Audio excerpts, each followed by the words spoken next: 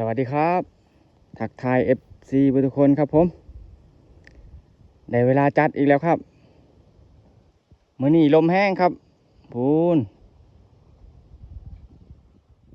มาเคียนงัวมานี่ตอนนี้เวลาประมาณหวัง10 โมงลมมาหวังแห้งกว่าว่านนี่พี่น้องเดี๋ยวมื้อนี้สิเอาตัวนี้ขึ้นบินมานี่สีผ้าหูใส่หูข้างหนึ่งนะเข้านี่ก็เข้าธรรมดาหางนี่ยาวปัน กวนหาแข่ได้สำทั้งรถไปเลยผมหางนี่ก็ได้ลุยเลยพี่น้องใส่ธนูน้อยว่าวใหญ่ใส่ธนูน้อยได้ไหมนี่มาบักเอียงข่างเขามันปีนั่นแหละมันสิเป็นจังไดกับบ่ฮู้คือกันมันสิขึ้นบ่หรือว่าบ่ขึ้นกะเดี๋ยวรอรุ่นหน้างานพี่น้องลมก็แห้งได้แห้งกว่าบ้านนี้ไปเดี๋ยวลุยกันเลยอยากพังเสียงน้อยนะมันนี่ ยอมหูข้างหนึ่งนี่แหล้วบ่ได้ยอมจักดอก ผมมันออกไปข้างอันเวลามันขึ้นนะเวลามันออกไปข้างอันขวามันก็เลยใช้ข้างซ้ายเวลามันขึ้นฮะผูกเรียบร้อยมานี่บอลแลนกว้างเลยพี่น้องโอ้ใครก็อยู่ในหน้าห่วยมือนั่นผมงวกเจ้าก็เต็มอยู่ลมก็มาแห้งดูผู้ลมในปลายไม้นี่ไปสัตว์เอาเลยหางหนึ่งยาวไป อยากบอกว่าหูนี่กะทุดเอาในหางนะผ่าเลี้ยงกับเบิดพื้นหนึ่งไปลุยเลยผ่าเลี้ยงติดไปแล้วนี่พอแล้วมันจะขึ้นแล้วเจ้าว่าสิเข่าปลายไม้อันนี้กับจักนี่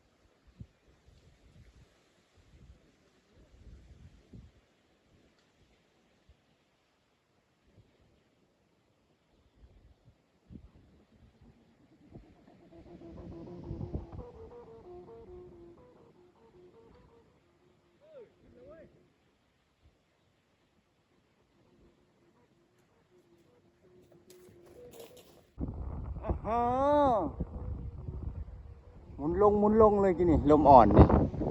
สงสัยหัวเบาเด้อ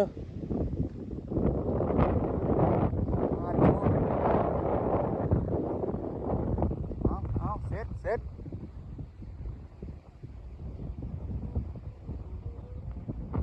แล้ว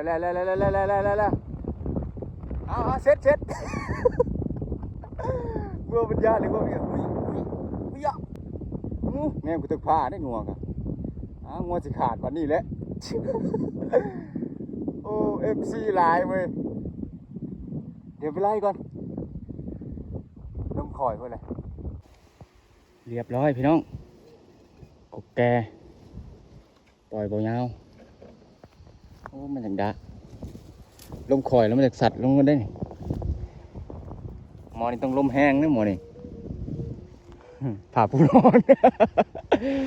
มียังเก็บมาเห็ดให้เบิดนะทดลองเบิดเดี๋ยวพังกันพี่น้องมันจะเก็บลมบ่ได้ดีเว้ยตัวนี้ปล่อยบ่ไกลจนเรามันจะเอางานในเฮาอีกโอ้ ประมาณ100 เมตรนี่ดินทางไปลินเลยผมมันเบาหัวมันแหงนะดู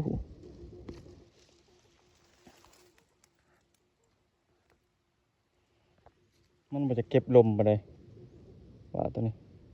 ตะกี้นั้นมาไปข้างซ้ายแล้วใส่หูนี่ป้าเราบอกเอายาวๆนึง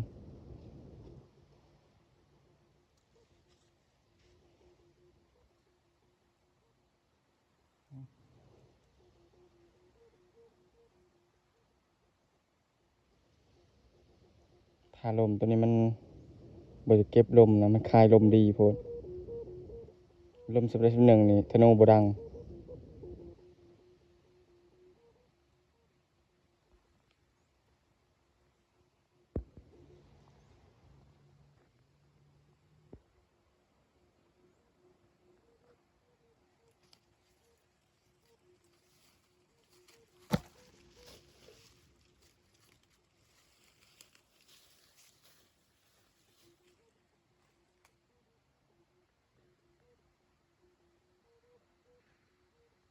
100 เซน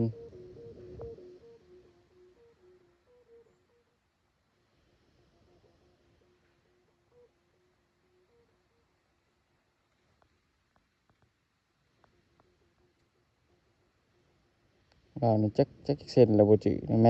ตรบ่เคยจือปานใดโอ้คักแต่มันดินหางแล้ว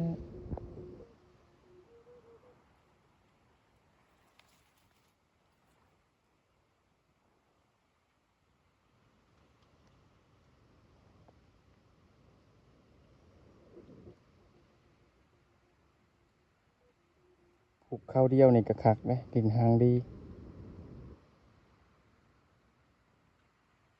ผูกบ่เฮาบ่ได้เฮ็ดเข้าสามเหลี่ยมนี่เข้าแบบเข้าธรรมดาครับผูกเข้าธรรมดาอื้อหือ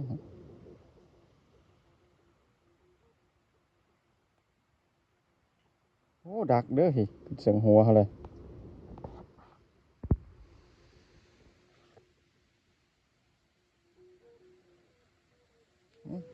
หือ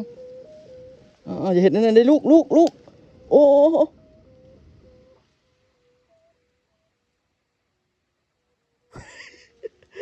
เดี๋ยวเฉยพ่อปีนไปบ้านนี่พ่อก็บ่ไหวคือกันยอมเลยปีนไปไม่ไปบ้านนี่ยอมเลยพี่น้องเอ้ยโอ้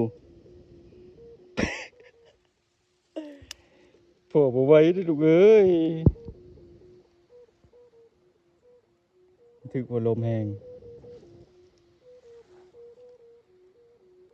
จักสิได้จักชั่วโมงได้สโนว์นี่สายมันสายเก่า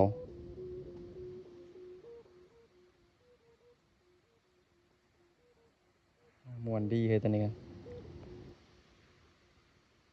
ถือมา2 โตได้พี่น้องเอ้ยกันเผื่อตัวนี้บ่ขึ้นโอ้พี่ขึ้นเชิงพี่เด้อพี่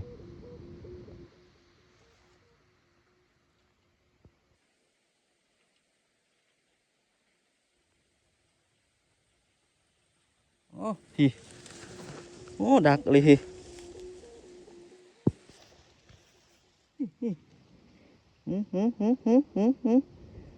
FC สิป๊อบบัดนี้แหละไปได้ทุกทิศทุกทางนะตัวนี้อื้อหือ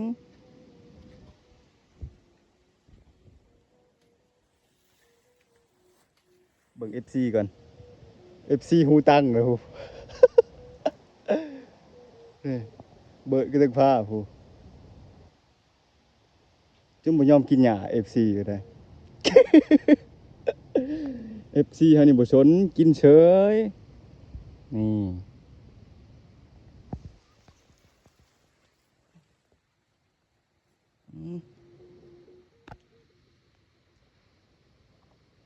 คัก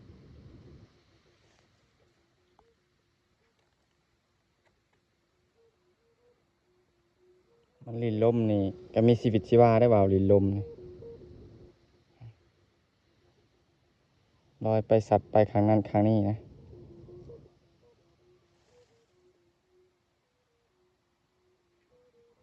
คืนกับคนนี่แหละห้าวแอบผู้นั้นผู้นี้เนี่ยห้าหยอกผู้นั้นผู้นี้เนี่ยคนมักม่วนมักซื่นนะ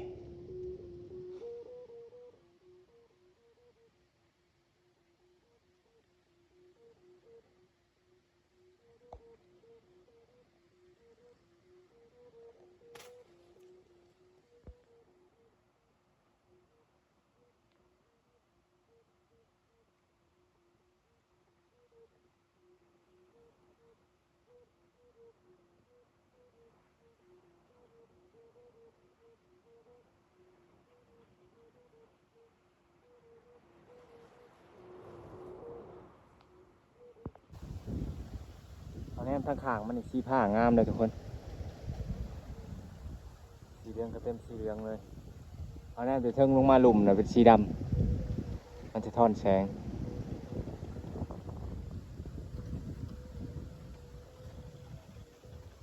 โอ้เตอร์ตีเลยโอ้โหว่าเสียงที่เขากล้องหรือบอกฮะสำหรับคลิปนี้จะเอาไว้สนิทพี่น้องขอบมกขอบใจขอบคุณทุกไลค์ทุกแซ่ที่คอยเขามาเต็มกำลังใจให้เขาเนาะ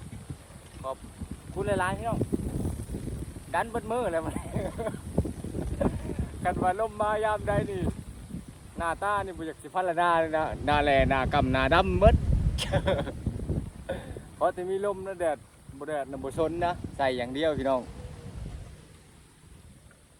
ตอนนี้ก็มานั่งเล้าอันตอกอะไรอยู่พวกแล้วตอกไม้บางลันพี่น้องฉีดบางลันเพิ่มนะเมื่อวานเขาก็ได้บางหนึ่งขอบใจหลายๆพี่น้องบ๊ายบายเดี๋ยวพอกันคลิปหน้าสวัสดีครับ